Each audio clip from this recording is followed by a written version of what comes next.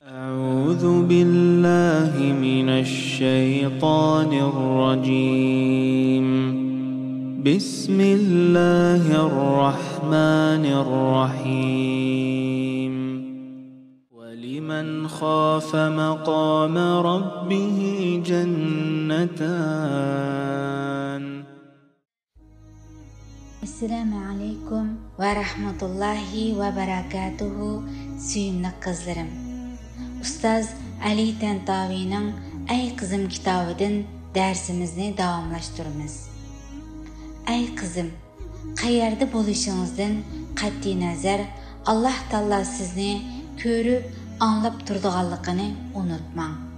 Doim shariatimiz buyurgandek kiyining. Kiyiminiz sizning haqiqiy musulmon ekanligingizni so'zlab tursin. Diliminiz taharat bo'lsin, tilingizdan Allah Taalaning zikri tushmasin. Qur'on Karimni o'qishni, oyatlarning ma'nosini doim tafakkur, tadabbur qilishni odat qiling. Namoz vaqti bo'lganda har qanday ishingizni tashlab namozni ado qiling. Namozda hargiz bu aldirmang. Qiraatni tejvid bilan o'qing. Ruku sajdalarni o'z o'rniga qo'yib namozni ado qiling. Ey qizim, palampaydan chiqay deb tursangiz, er kishi chiqmoqchi bo'lsa, siz bir chetga o'tib turing. Toki er kishi chiqib bo'lgandan keyin, undan keyin chiqing. Agar siz liftga chiqmoqchi bo'lsangiz, u yerda yolg'iz er kishi bo'lsa, u chiqib bo'lguncha saqlab turing, chiqmang. Tog'laringiz, hammangizning o'g'illari bilan hech qachon qo'l ilishib ko'rashmang. Chunki ular sizga nomahramdir. Sizga nomahram bo'lgan qarindoshlaringiz bilan qo'l ilishib ko'rashmang. Sizga mahram bo'lgan qarindoshlaringiz bo'lsa ham muomalada chegara ayring. İftingizni saqlang. Do'stlaringiz bilan ko'chada ketayotganda chaqchaq qilishib, qoqqoqlab, kulishib, yuqori ovozda gap qilishmang. Hayoliq bo'ling va ko'chada minish adabiga rioya qiling. Siz turgan uyga sizdan cho'nglar kirsa, ularni hurmat qilib, o'rningizdan turing. Yo'lda minayotganingizda, yiningizda ota-onangiz yoki akangiz bo'lmasa, biror o'g'il bol bilan, hatto u nomahram qarindoshingiz bo'lsa ham gap qilishmang. Uning bilan yolg'iz qolmang. Dinimiz bizni buningdan cheklagan. Jamoat bor yerda ketayotganingizda, yerda yotgan non bo'g'inni ko'rib, qo'lingizni so'zib, u nonni ilish uchun engishmang. Balki nonning yonida to'xtab, o'ltirib nonni ilang. Avtobus yoki taksilarda safar qilish to'g'ri kelib qolsa, yoningizdagi yo'lovchilarga asla hayotingiz haqida hikoya qilmang. Ovozingizni yuqori qilmang. Alloh taolo bizni qiz cho'ng qilgan, qizlarni sog'lom yotliq qilgan, qizlarni yotliq qilish oldida turgan mehribon, nasihatchi ota-onalardan qilsin. Amin. Qiyomat kuni barcha musulmon qizlarni o'z ota-onalari uchun jahannamdan parda bo'g'uvchilardan qilsin. Amin. Suyimli qizlarim, bu go'zal nasihatlar to'g'risida bir oz fikr qilaylik. Har vaqt davatqinimizdek sizlar bir musulmon qizlar, ya'ni islomning vakili, millatning umidi, barliq qizlarning ulg'isisizlar. Har millatning bir xosligi bo'ldi, milliyligi bor. Bu milliylikni avloddan avlodga asosan ayollar o'g'itidi, farzandlarning ruhiga singdirdi. Qush uvusida ko'rganni qilaverdi deb bu nasihatlarni bir anglash bilan o'rganib qolmaysizlar.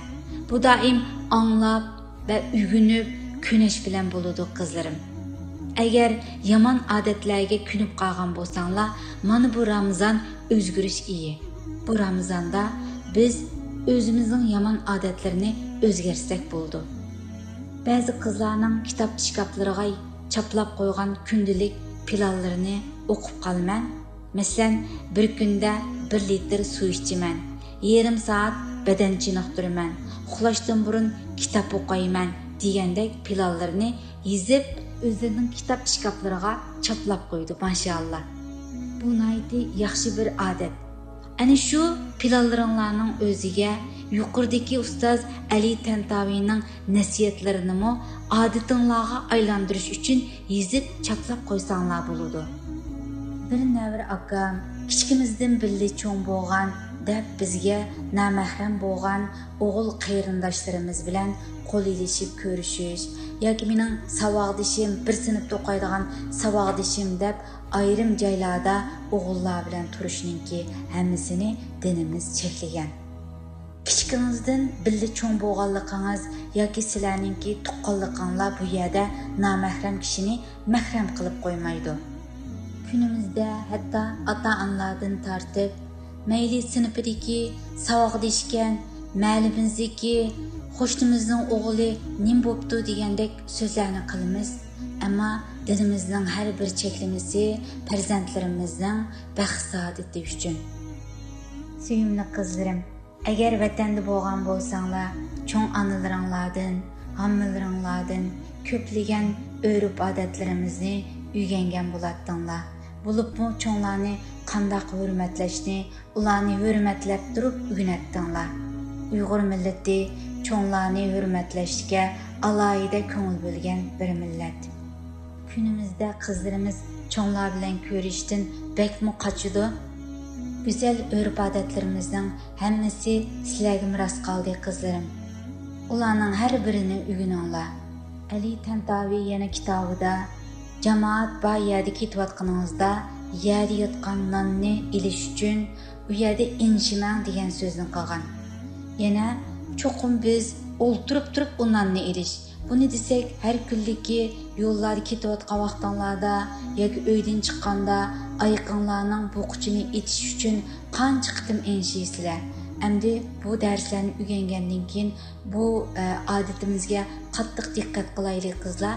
Cho'qim bu yerda inshib o'ltirib oyoqlarimizning bo'qichini itaylik. Do'stlaringlar bilan ko'chada ketayotganda seg'iz chaynab, seg'izdan sharik chiqarib minishlarning o'zi, undan boshqa qaqaqlab kulib, bak yuqori ovozlarda gap qilishlarninki hammasi sizlardek bir muslima qizlarga hech yarashmaydi qizlarim.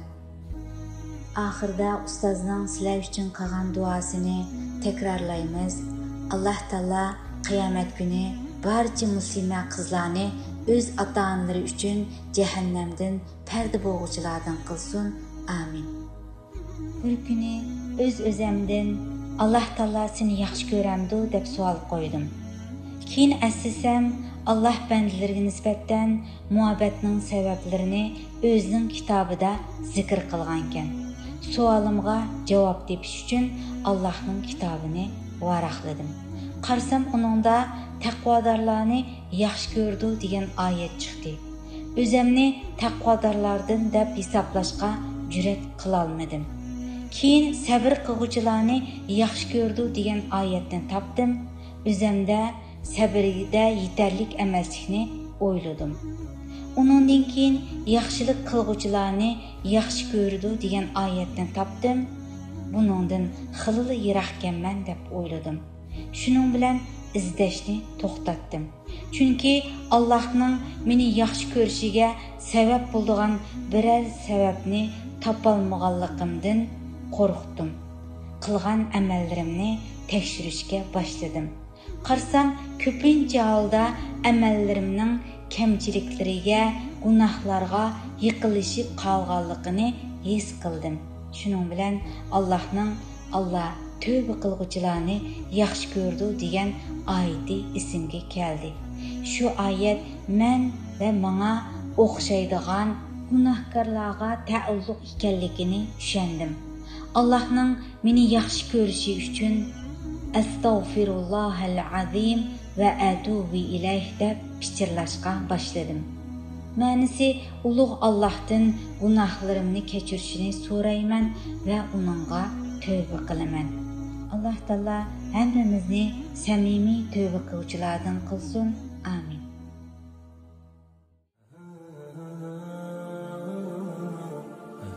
Bugünkü dərsimizin sualı: tuqqanlarımızın içində kimlər biz üçün naməhrəmlər? Qani bu sualımızga qaysı qızımız ən tez, ən doğru cavab verə alaydı?